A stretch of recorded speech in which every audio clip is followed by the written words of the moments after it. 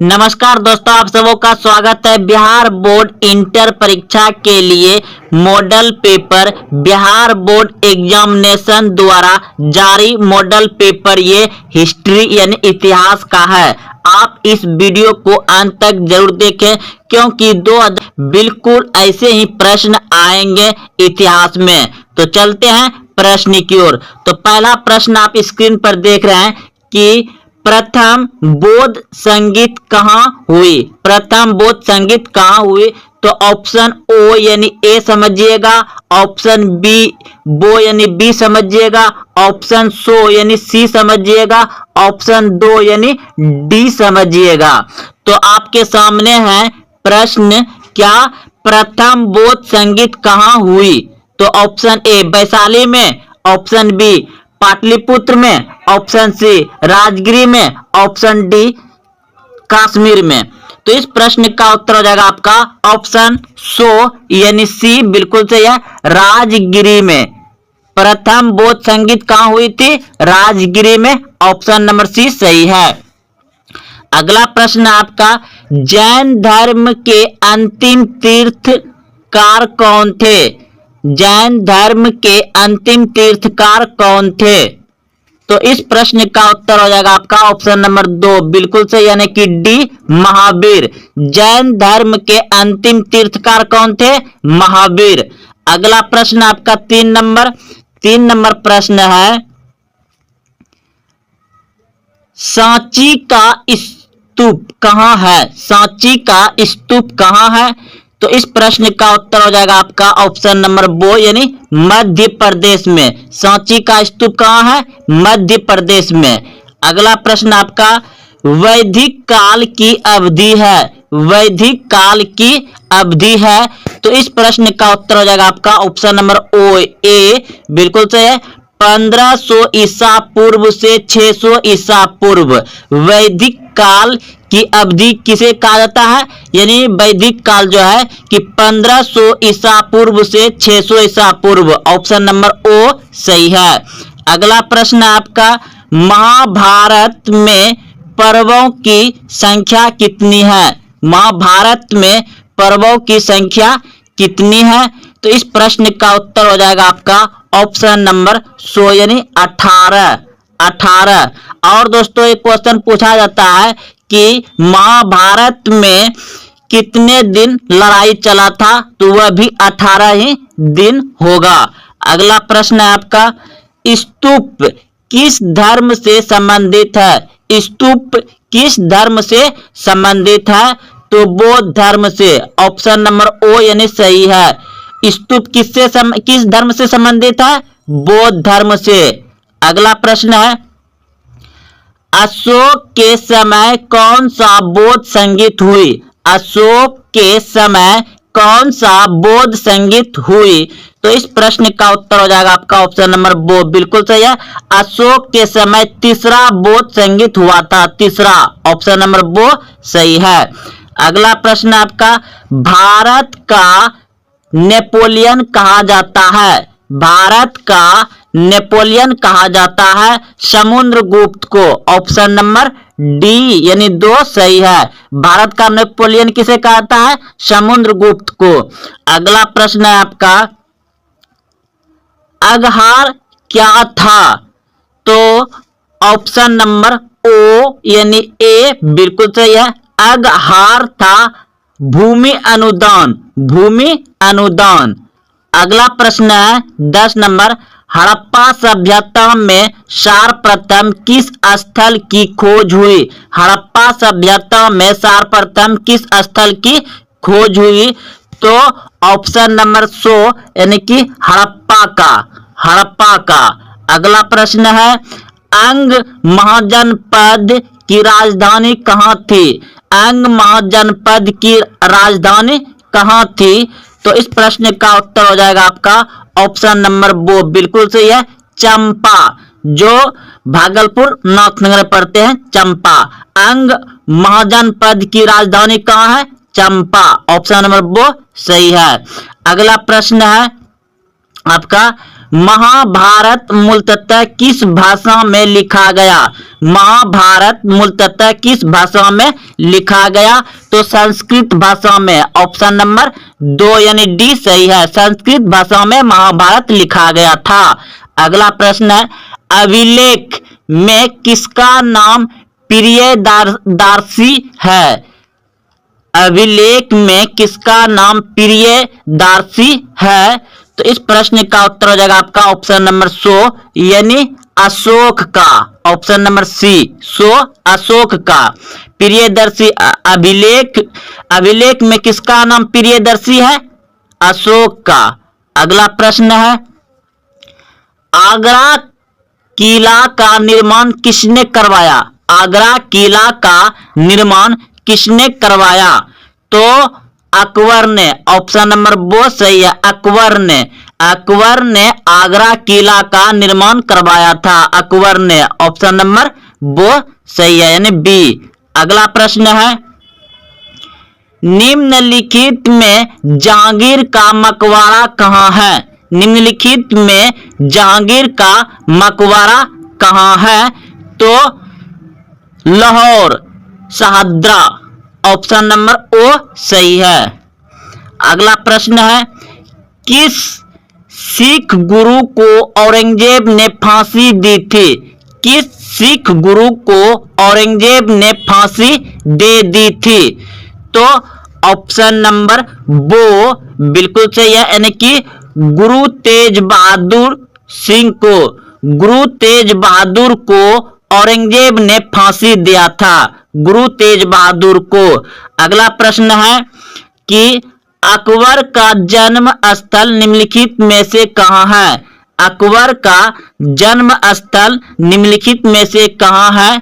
तो इस प्रश्न का उत्तर हो जाएगा आपका अमरकोट। अकबर का जन्म स्थल कहाँ है? अमरकोट। ऑप्शन नंबर ओ यानी ए सही है। अगला प्रश्न है, ताजमहल का निर्माण किसने करवाया? ताजमहल का निर्माण किसने करवाया? तो शाहजहां ने। ऑप्शन नंबर बी सही है, शाहजहां ने ताजमहल का निर्माण करवाया था। अगला प्रश्न है, बुलंद दरवाजा कहाँ स्थित है? बुलंद दरवाजा कहाँ स्थित है? तो फतेहपुर सीकरी में। फतेहपुर सीकरी में। ऑप्शन नंबर बी यानी वो सही है, फतेहपुर सीकरी में। अगला प्रश्न है, निम्नलिखित में से किस संत को महबूब ए इलाही कहा जाता है? निम्नलिखित में से किस संत को महबूब ए इलाही कहा जाता है? तो ऑप्शन नंबर 2 बिल्कुल सही है, निजामुद्दीन अहलिया को। निजामुद्दीन अहलिया को। अगला प्रश्न है, कबीर दास का जन्म किस वर्ष हुआ था? कबीर दास का जन्म किस वर्ष हुआ था? तो 1425 ईस्वी में हुआ था। कबीर दास का जन्म किस वर्ष हुआ था? 1425 ईस्वी में हुआ था। अगला प्रश्न है, चैतन्य महाप्रभु निम्नलिखित में से किनके उपासक थे? तो कृष्ण का। ऑप्शन नंबर ओ सही है, चैतन्य महाप्रभु किनके उपासक थे? कृष्ण का। कृष्ण का। तो अगला प्रश्न है आपका, ओ मुक्त मूल्यवाद नामक कृति किस भाषा में है? तो इस प्रश्न का उत्तर हो जाएगा तेलुगु। तेलुगु। अगला प्रश्न है, नागलपुर नगर की स्थापना किस शासक ने की थी? तो ऑप्शन नंबर सी बिल्कुल सही है, कृष्णदेव राय ने। कृष्णदेव राय ने नागलपुर नगर की स्थापना की थी। अगला प्रश्न है, सीयू की किसकी यात्रा वृदंत है? तो ऑप्शन नंबर ओ बिल्कुल सही है, हेवेन सॉन्ग का। ऑप्शन नंबर ए सही है। अगला प्रश्न है, इंडिका किसकी रचना है? इंडिका किसकी रचना है? तो ऑप्शन नंबर सी यानी मेगास्थनीज की। इंडिका किसकी रचना है? मेगास्थनीज की। अगला प्रश्न है, ब्रिटिश पार्लियामेंट द्वारा रेगुलेटिंग एक्ट कब पारित किया गया? ब्रिटिश पार्लियामेंट द्वारा रेगुलेटिंग एक्ट कब पारित किया गया? तो ऑप्शन नंबर बो यानी कि 1773 ईस्वी में, 1773 ईस्वी में। अगला प्रश्न है, बंगाल में इस्तेमारी बंदोबस्त किस गवर्नर जनरल ने लागू किया? तो ऑप्शन नंबर ओ लॉर्ड कॉर्नवालिस ने लागू किया था। अगला प्रश्न है, 1857 ईस्वी का विद्रोह भारत के किस गवर्नर जनरल के शासन काल में हुआ था? 1857 ईस्वी का विद्रोह भारत के किस गवर्नर जनरल के शासन काल में हुआ था?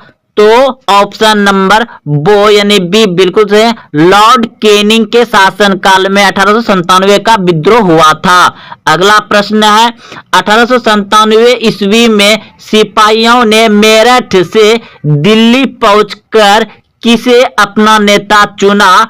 तो ऑप्शन नंबर 100 यानी बहादुर शाह जाफर द्वितीय को, बहादुर शाह जाफर द्वितीय को। अगला प्रश्न है, प्लोसी के युद्ध के समय बंगाल का नवाब कौन था? प्लोसी के युद्ध के समय बंगाल का नवाब कौन था? तो ऑप्शन नंबर ओ बिल्कुल सही है, रॉबर्ट क्लाइव, रॉबर्ट क्लाइव।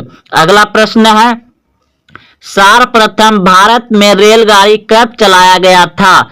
सर्वप्रथम भारत में रेलगाड़ी कब चलाया गया था? तो 1853 ईस्वी में, 1853 ईस्वी में भारत में पहली बार रेलगाड़ी चलाया गया था। अगला प्रश्न है, भारत में ब्रिटिश काल में पहला हिल स्टेशन कहां बना था? भारत में ब्रिटिश काल में पहला हिल स्टेशन कहां बना था? तो ऑप्शन नंबर बो बिल्कुल सही है, शिमला में। ऑप्शन नंबर बो यानी बी, शिमला में पहला हिल स्टेशन बना था ब्रिटिश काल में।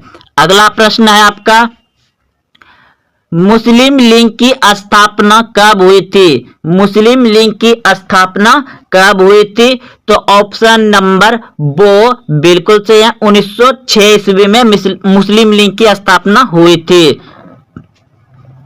खिलाफत आंदोलन कब हुआ था? खिलाफत आंदोलन कब हुआ था? तो 1920 ईस्वी में खिलाफत आंदोलन हुआ था। पूना समझौता कब हुआ था? पूना समझौता कब हुआ था? 1932 में पूना समझौता हुआ था। रॉलेट एक्ट कब पारित हुआ था? रॉलेट एक्ट कब पारित हुआ था? तो 1919 ईस्वी में रॉलेट एक्ट पारित हुआ था। मुस्लिम लीग की स्थापना कब हुई थी? मुस्लिम लीग की स्थापना कब हुई थी? तो ऑप्शन नंबर बो बिल्कुल सही है, 1906 ईस्वी में मुस्लिम लीग की स्थापना हुई थी। खिलाफत आंदोलन कब हुआ था? खिलाफत आंदोलन कब हुआ था? तो 1920 ईस्वी में खिलाफत आंदोलन हुआ था। पूना समझौता कब हुआ था? पूना समझौता कब हुआ था? 1932 में पूना समझौता हुआ था। रॉलेट एक्ट कब पारित हुआ था? रॉलेट एक्ट कब पारित हुआ था? तो 1919 ईस्वी में रॉलेट एक्ट पारित हुआ था। अगला प्रश्न है, अगस्त प्रस्ताव के समय भारत का गवर्नर जनरल यानी वायसराय थे? अगस्त प्रस्ताव के समय भारत का गवर्नर जनरल यानी वायसराय थे? तो ऑप्शन नंबर 100 यानी लॉर्ड लिनो, ऑप्शन नंबर सी बिल्कुल सही है।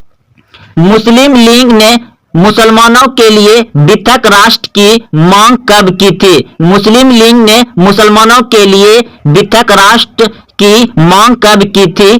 तो इस प्रश्न का उत्तर हो जाएगा आपका 1940 ईस्वी में। मुसलमानों के लिए अलग पृथक राष्ट्र की मांग कब की थी? 1940 ईस्वी में। ऑप्शन नंबर 2 सही है। अगला प्रश्न है आपका, 1945 ईस्वी में ब्रिटेन में जब लेबर पार्टी सत्ता में आई तो ब्रिटेन का प्रधानमंत्री थे? 1945 ईस्वी में ब्रिटेन में जब लेबर पार्टी सत्ता में आई तो ब्रिटेन का प्रधानमंत्री थे? तो क्लीमेट एटली, क्लीमेट एटली। गुप्त शासन का आरंभ हुआ, गुप्त शासन का आरंभ हुआ तो ऑप्शन ए 330 ईस्वी, ऑप्शन बी 325 ईस्वी, ऑप्शन सी 315 ईस्वी, ऑप्शन डी 320 ईस्वी। तो इस प्रश्न का उत्तर अगर आप जान रहे हैं तो कमेंट में उत्तर जरूर दें। तो गुप्त शासन का आरंभ हुआ था, ऑप्शन नंबर डी बिल्कुल सही है, 320 ईस्वी में। अगला प्रश्न है, समुद्रगुप्त शासक किस ईस्वी में बना? समुद्रगुप्त शासक किस ईस्वी में बना? ऑप्शन ए 335 ईस्वी, ऑप्शन बी 331 ईस्वी, ऑप्शन सी 315 ईस्वी, ऑप्शन डी उपयुक्त में से कोई नहीं। तो इस प्रश्न का उत्तर होगा आपका ऑप्शन नंबर ए बिल्कुल सही है, 335 ईस्वी में समुद्रगुप्त शासक बना था, 335 ईस्वी में।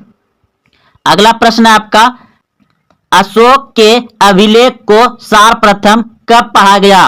ऑप्शन ए 1850 ईस्वी, ऑप्शन बी 1830 ईस्वी, ऑप्शन सी 1753 ईस्वी, ऑप्शन डी 1837 ईस्वी।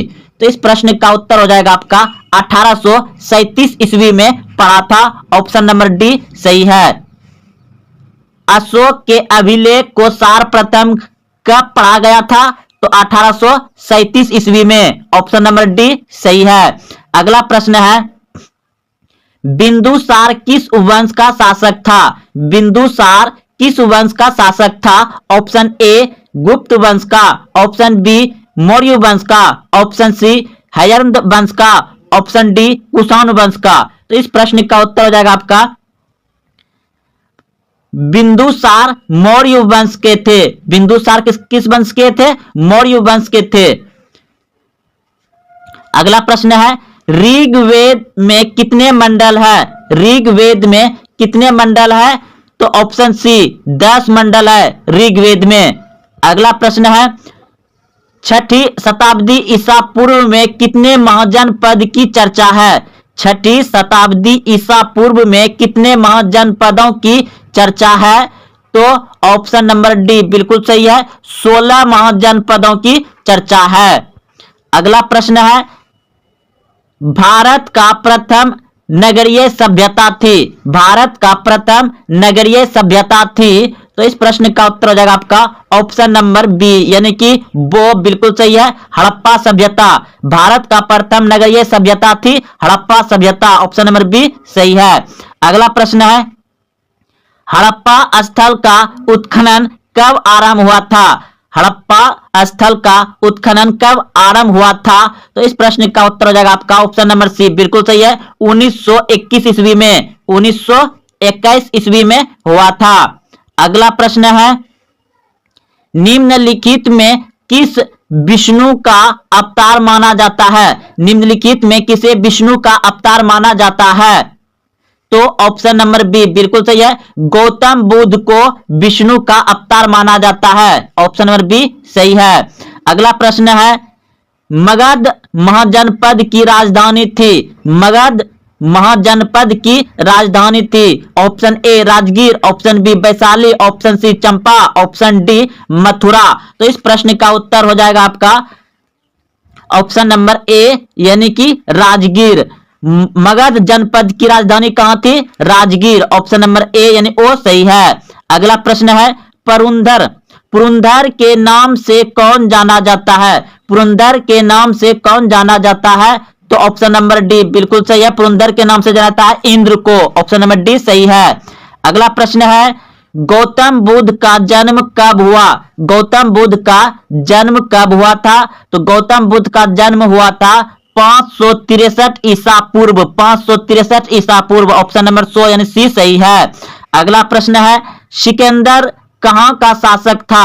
सिकंदर कहां का शासक था? तो सिकंदर था मकदूनिया का, ऑप्शन नंबर डी बिल्कुल सही है, मकदूनिया का शासक था। अगला प्रश्न है, किस ग्रंथ में आदम से लेकर अकबर के काल तक का इतिहास मिलता है? किस ग्रंथ में आदम से लेकर अकबर के काल तक का इतिहास मिलता है? तो इस प्रश्न का उत्तर हो जाएगा आपका ऑप्शन नंबर बी बिल्कुल सही है, अकबरनामा में, अकबरनामा में। अगला प्रश्न है, अकबर ने अब्बुल फजल से अपने स्वयं के काल का इतिहास लिखवाया।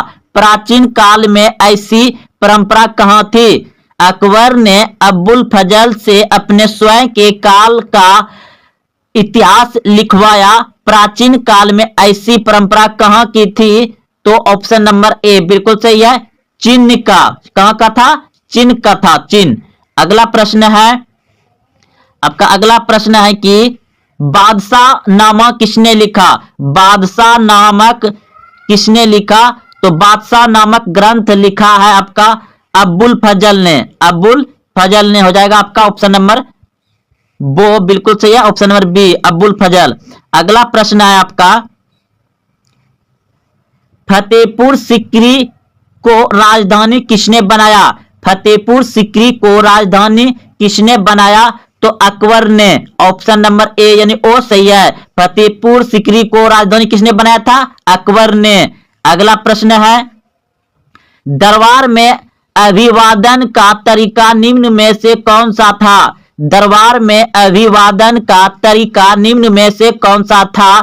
तो ऑप्शन नंबर डी बिल्कुल सही है, उपयुक्त सभी। उपयुक्त सभी हो जाएगा ऑप्शन नंबर डी, उपयुक्त सभी। अगला प्रश्न है, मुमताज एवं शाहजहां की पुत्री का नाम क्या था? मुमताज एवं शाहजहां की पुत्री का नाम क्या था? तो जहां आरा, रोशन आरा, गोहर आरा, यानी उपयुक्त सभी। ऑप्शन नंबर डी बिल्कुल सही है, मुमताज एवं शाहजहां की पुत्री का नाम था उपयुक्त सभी हो जाएगा, इसमें तीनों था। अगला प्रश्न है आपका, सर्वप्रथम विजयनगर की यात्रा पर आने वाला विदेशी यात्री कौन था? सर्वप्रथम विजयनगर की यात्रा पर आने वाला विदेशी यात्री कौन था? तो ऑप्शन नंबर ए बिल्कुल सही है, यानी ओ निकोली निकोली केटी। अगला प्रश्न है, शेख कुतुबुद्दीन बख्तियार काकी की संबंध किस सूफी संप्रदाय से है? शेख कुतुबुद्दीन बख्तियार काकी का संबंध किस सूफी संप्रदाय से है? तो इस प्रश्न का उत्तर हो जाएगा आपका ऑप्शन नंबर ए बिल्कुल सही है, चिश्ती संप्रदाय से। ऑप्शन नंबर ओ यानी ए सही है। अगला प्रश्न है, ख्वाजा मुउद्दीन चिश्ती, ख्वाजा मुउद्दीन चिश्ती की अजमेर स्थित दरगाह पर सर्वप्रथम कौन सा सुल्तान आया? ख्वाजा मुउद्दीन चिश्ती की अजमेर स्थित दरगाह पर सर्वप्रथम कौन सा सुल्तान आया? तो इस प्रश्न का उत्तर हो जाएगा आपका ऑप्शन नंबर बी बिल्कुल सही है, मोहम्मद बिन तुगलक। मोहम्मद बिन तुगलक आया। अगला प्रश्न है, शंकराचार्य का मत है, शंकराचार्य का मत है। तो इस प्रश्न का उत्तर हो जाएगा आपका उद्वैतवाद। ऑप्शन नंबर बी सही है। अगला प्रश्न है, भारतीय अध्ययन संबंधी बाधाओं का वर्णन किस विदेशी यात्रा ने लिखा है? भारतीय अध्ययन संबंधी बाधाओं का वर्णन किस विदेशी यात्री ने लिखा है? तो इस प्रश्न का उत्तर हो जाएगा आपका ऑप्शन नंबर ए यानी अलबुर्नी ने लिखा है। अगला प्रश्न है, लाहौर में एक 12 वर्षीय बालिका को जबरदस्ती सती बनाए जाने की मॉर्टिंग घटना का आंखों देखा हाल किस विदेशी यात्री ने बताया? लाहौर में एक 12 वर्षीय बालिका को जबरदस्ती सती बनाए जाने की मौसिक घटना का आंखों देखा हाल किस विदेशी यात्री ने बताया? तो इस प्रश्न का उत्तर हो जाएगा आपका ऑप्शन नंबर डी बिल्कुल सही है। दोस्तों, अगर आप अभी तक वीडियो को लाइक नहीं किए हैं तो लाइक जरूर करें और अपने दोस्तों में शेयर जरूर करें, क्योंकि ये सभी बहुत ही इंपॉर्टेंट इतिहास का प्रश्न है जो परीक्षा में आपको पूछा जाएगा। अगला प्रश्न है कि अमला किसके द्वारा भेजा गया अधिकारी होता था? तो इस प्रश्न का उत्तर हो जाएगा आपका ऑप्शन नंबर बी बिल्कुल सही है, जमींदार। अगला प्रश्न है, इंग्लिश ईस्ट इंडिया कंपनी को कब बंगाल की दीवानी प्राप्त हुई? इंग्लिश ईस्ट इंडिया कंपनी को कब बंगाल की दीवानी प्राप्त हुई? तो इस प्रश्न का उत्तर हो जाएगा 1765 ईस्वी में, 1765 ईस्वी में। अगला प्रश्न है, झांसी की रानी लक्ष्मीबाई की मृत्यु कब हुई? झांसी की रानी लक्ष्मीबाई की मृत्यु कब हुई? तो इस प्रश्न का उत्तर हो जाएगा आपका ऑप्शन नंबर बी बिल्कुल सही है, मई 1857 ईस्वी को, मई 1857 ईस्वी को। अगला प्रश्न है 1857 ईस्वी के विद्रोह में किन गोपनीय संकेतों का उपयोग किया गया था? 1857 ईस्वी के विद्रोह में किन गोपनीय संकेतों का प्रयोग किया गया था? तो इस प्रश्न का उत्तर हो जाएगा आपका ऑप्शन नंबर बी बिल्कुल सही है, चायपत्ती और कमल का फूल, चायपत्ती और कमल का फूल। अगला प्रश्न है बॉम्बे में विश्वविद्यालय की स्थापना कब की गई? बॉम्बे में विश्वविद्यालय की स्थापना कब की गई थी? तो 1840 ईस्वी में, 1840 ईस्वी में किया गया था। अगला प्रश्न है भारत में रेल सर्वप्रथम किस गवर्नर ने चलाया था? भारत में रेल सर्वप्रथम किस गवर्नर ने चलाया था? तो इस प्रश्न का उत्तर हो जाएगा आपका ऑप्शन नंबर बी बिल्कुल सही है, लॉर्ड डलहौजी ने। भारत में सर्वप्रथम रेल किस गवर्नर जनरल ने चलाया था? तो लॉर्ड डलहौजी ने। अगला प्रश्न है खेरा गुजरात में किसान आंदोलन कब हुआ था? खेरा गुजरात में किसान आंदोलन कब हुआ था? तो इस प्रश्न का उत्तर हो जाएगा 1918 ईस्वी में, 1918 ईस्वी में। अगला प्रश्न है जलियांवाला बाग हत्याकांड कब हुआ था? जलियांवाला बाग 13 अप्रैल 1919 ईस्वी में, 13 अप्रैल 1919 ईस्वी में। ऑप्शन नंबर आपका ए हो जाएगा 13 अप्रैल 1919 ईस्वी में। अगला प्रश्न है काला कानून किसे कहा गया है? काला कानून किसे कहा गया है?